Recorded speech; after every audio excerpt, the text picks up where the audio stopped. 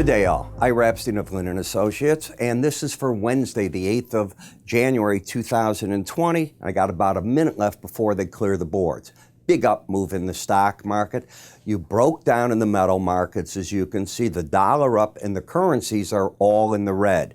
At the same time, bonds and notes gave up everything they gained. Look at this move. Rather dramatic. So what happened? Well, let's talk about that, because you were down in the crude, by the way, and these aren't wrong prices. You had about a $6 range, one of the biggest ranges I've ever seen happen in this. So what took place is I did my update for you yesterday. I got a foot out the front door, and all of a sudden I see on the TV screens that we have on that there is a missile attack that took place. To make a long story short, I think I got to bed at 2:30 last night, woke up at 4:30 to get ready and read everything for my early morning video. Today was one of those days. I put out a special metal report, so you'll be able to see that in a moment. I'll talk to you how you get to that, and you'll be able to see what's going on in the market. The one thing that is held up is you're up, and so far for the week, up nearly 3/4 of a percentage point. Not dramatic, but this is the highest close the market has had. And what happened is the world was looking to see what President Trump would do. Would he be presidential and accept the fact of listening to his military and saying, yes, we were attacked. Yes, the Iranians said this is a slap in America's face, but they killed nobody, and it was probably very much by design. So it plays well for them. And he was presidential today, and he said, in so many words, he opened his hand, he held the olive branch out. How do we stop this confrontation? I mean, what can you do more than that? The market loved what he said, and it took off to the upside. Now, when you look at today's action, wow. I told you the other day that we're in a churn. This was yesterday. I didn't know what was going to happen. And if you look at today, I don't know that it's a breakout of that churn or not. This market extended the trading range. It would not surprise me that we get stuck in that for a little bit here as the market digests all that goes on, looks at the daily fundamentals, and those fundamentals are good. I mean, you look at the ADP report, we added 50,000 jobs. I'm not a fundamental trader. I am a trader that looks at charts. And as I look at the chart action, I saw that the market made a new low for the move, comes back, and you destroy any swing line pattern. You've got a lower low and a higher high. That is not a trend. Number two, all the market did is it went back, and let's cover yesterday. It went back to the 18-day average of closes. I call that the line in the sand, and it held it. I don't care the panics that people talk about, whatever they want to say. It held it.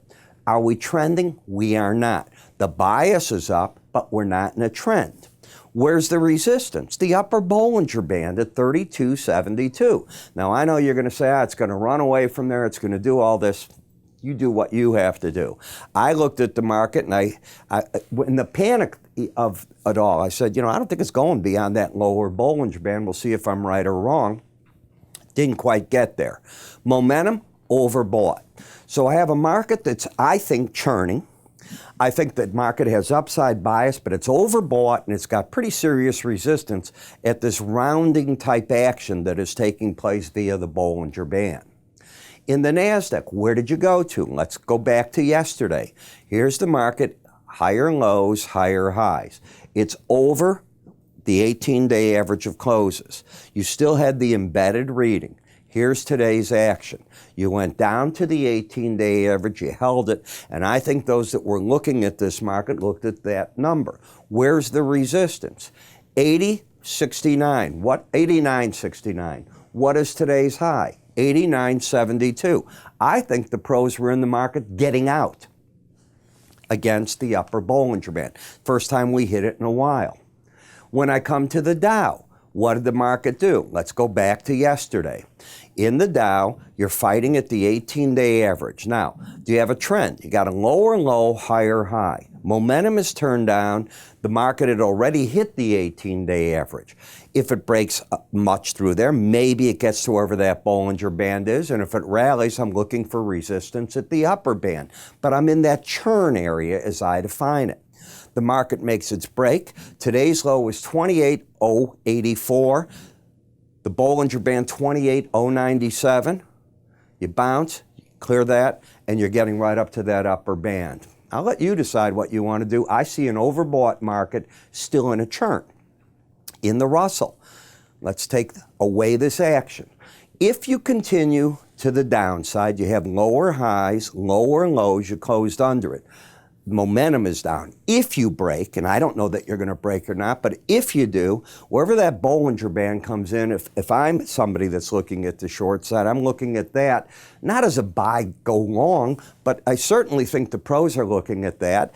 And if you get over this number, you stop the downtrend, but you got the Bollinger Band right in front of you. You come down, you hit that number, and you go right back to that 18-day average area. You had an outside day up. You're no longer trending. You have a lower low and a higher high. I don't know what to do with that other than call it a churn. My morning update, I was looking at the combination of the upper Bollinger Band and the 100-day average. To me, that's a resistance zone. You'll see me talk about that often in these charts. The one thing I try to do, right or wrong, and I'm wrong a lot, is be consistent, try to keep a discipline. Well, all that I thought the market could be worth if it fell is if the pros sold it, maybe, and it got so close yesterday, I probably said this, it's pretty darn close, but I think the pros will cover against that 18-day average of closes. It rallies up last night. I think the smart money was selling it again and right back down to the 18, and I think they're out of the market right now. I think they're looking to see, is another shoe going to drop? So now we've got to go over to the bonds. In the bond market, you have a lower low, higher high last night. This is what we were discussing. If it breaks, maybe the 18-day average can offer some support.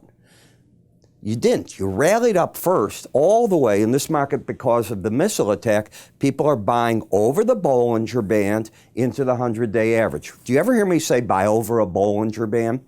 I'll say wrongly sometimes. I think the pros are going to take profit against it. Maybe it keeps going. Well, that's not a buy zone, and those people paid a price today. 10-year notes, same thing. Are we trending? No. We may have ended this uptrend in this market and that, but I don't see a trend just having developed. So let's go over to TLT. In TLT, this is how we looked. If I can get this to do it for me, yeah, it should now. There we go. Sometimes it takes me to go back to the chart. I don't know why, but it does. Lower low, higher high. I don't see a trend. The resistance was hit at the upper Bollinger Band. It didn't quite get to the 100-day average. Last night, the market doesn't get a chance to respond. You do understand that. While the futures market is open at night, the ETF doesn't open until the morning. It had no chance to get that panic money, if you will, or money that thinks, oh, I know what's going on. This is the end of the world. I'm buying bonds and so on. Dollar index. You're still stuck at the 18-day average. Now, I will give the market credit. You've got the pattern of higher lows, higher highs. That's bullish. The market's over the 18-day average. That's upside bias for sure. And momentum's up. So this is in an uptrend until you take out the 96.23 level. The support's around 96.77 with two patterns of resistance, the combination of the 100-day and the upper Bollinger Band up there is your problem. In the eurocurrency, the market fell, and fell rather hard today. But let's go to yesterday. Yesterday, we already had lower highs and we had higher lows. I didn't see a trend out of it. That's the honesty of it. If it falls further, maybe one can develop, but you're in between the support of the 18 and the 100-day average. But going home, who's controlling the market? The bears. Trend down because of the lower highs, but I have the higher lows. I didn't have that. Now you've got the trend down. So resistance back at the 112 area, and the risk factor would be not to take out the high of yesterday. British pound stuck in the middle of no man's land. All it's doing is trading against the 18-day average as it's trying to figure out what to do next. It's got lower highs and clearly higher lows. Just sort of stuck here, I think in the middle of nowhere. Japanese yen. You know what currency they're going to buy when you hear missiles are flying. They're going to buy generally two of them. They'll look at the yen and sometimes the Swiss franc. So the pattern coming in was no trend. Lower low, higher high. It had hit the resistance and failed at the upper Bollinger Band 2 days. If it clears it, Maybe that gets interesting. Maybe you get up to the 100-day, but do you want to buy over a Bollinger Band? My word is, you'll never hear me say that. Market gets up to over it, and slams right back down. Again, I don't know what to tell you other than you got the higher high and lower low. I don't see a trend there. Bitcoin.